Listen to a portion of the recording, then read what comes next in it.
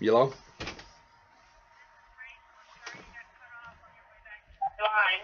Yes, ma'am. Hey, Ms. O'Barr, I called you in regards to, I just want to talk to you about the findings of facts and conclusions of law and the way that it's worded. I'm just wanting to make sure that I'm correct on this. I was paid permanent partial disability from April 17th of 2008 to June of 2008. I mean, through June of 2008. And then from date of disability, I mean of MMI or whatever that's called, maximum minimum impairment or improvement. And then from June of 2009 through the date of injury, I mean to the date of hearing. And I had to pay back all the rest. Is that how I'm reading this? No, they're saying that you were entitled to time loss that's Okay. Go ahead, ma'am. through April 17 of 09. Wait a minute. Say that again. I've got that you were entitled to temporary total disability through April 1709. Okay, wait a minute. April 17th of 09. Okay. Up through. The gap is there somewhere. I don't have it in front of me. April 17th. Entitled to permanent partial impairment and permanent partial disability for a total of 25%. Okay, and that's only during these periods of time from June, from the date of injury through June of 2008, and then from June of 2009 through date of the hearing. Is that how I'm reading this? No, sir. It's total temporary disability from April 1708 through June 508. Right, there it goes. Yeah, okay, June 508, correct. And then February 909. Okay, and then from February 09 through April 1709. Through April 17th of 09. Now, I don't have... So then, well, let me, so what you're telling me then is based upon what the commission said, during these other periods of time are not related to my injury, and those bills have not been paid. Like everything from the day of the injury, from the day of the hearing, from November 17th of 2010, from the day of the hearing, beyond that, you all are not responsible for. I'm not sure what you're asking because you're mixing up benefits. No, I'm speaking of medical benefits only, Ms. O'Barr. Only. Okay? What I'm asking you is that based upon the medical reports, I was only entitled to permanent, or whatever you all are saying, from the date of injury till June 5th of 2008. And then from February 9th of 2000, June, what was the second one? Oh, wait a minute, I got it written down. From February of 09 to the day of injury, to the date of hearing? No, you're mixing up benefits again, and Okay. Well, what I'm saying is the way that I'm reading this, Miss O'Barr, is that you all are not responsible for part and during part of my injury process, because I don't know it all, and since this is supposedly already be over, and something, and I'm trying to put things together because it's not making sense, because it is the way it's worded, especially because it's a decision that was made by the Industrial Commission, Mr. Donahue. Now, in his findings of facts, he's saying that you all are only responsible for medical care from the date of injury till June 5th of 2008, which I've got already here, June of 2008, that's what I've got, from June of 2008, and then, so from June 2008 to February 2009, you all were not responsible for the permanent partial disability part of this.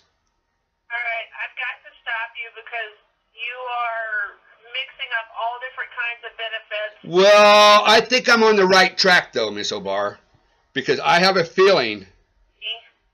Okay, what are you all not responsible for then? I'm not going to explain the decision. No. Okay, then I'm going to ask you then. I want a copy of the insurance policy. Yes, I want a copy of the premium. Ma'am, No. I am James Clark. I'm representing myself. I'm asking your client for a copy of their insurance, of my premium that they were to be paid out on. Mr. Clark, your claim has been decided. I don't care, Miss O'Barr. I'm looking into the financial part of this because I have to pay taxes and things on this. If I have been overbilled and you all been paid on it, back on it, then I have to explain that to my taxes. So again, Miss O'Barr, I am requesting a copy of my insurance premium policy that I'm entitled to, so I can review it. Are the benefits that you have been paid. Okay, and what benefits is that? So that means no. So tell me, what was I not paid between 2000 and June of 2008 that I have written down, same day that you stated, and then so tell me what was not paid. What are you not entitled to pay based upon the Industrial Commission's findings of facts that you should have been paying me between that time? Mr. Clark, you are asking for legal advice. I am not, Miss O'Barr. I am not asking for legal advice. I'm asking about the financial part that you guys are obligated to that I think you guys are defrauding me. You have... Miss O'Barr. You need to answer your question.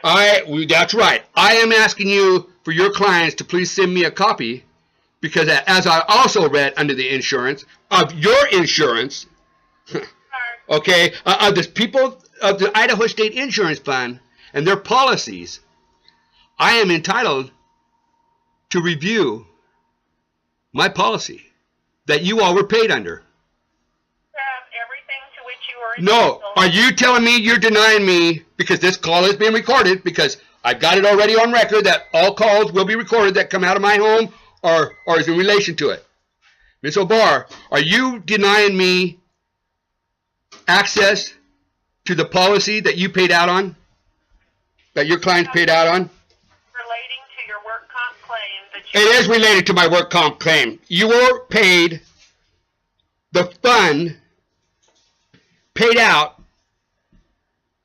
on my injury, Miss O'Barr, and you guys were remitted back because you guys have filed something accusing me of something, of a false allegation, because you guys were remitted back money based upon fraudulent claim.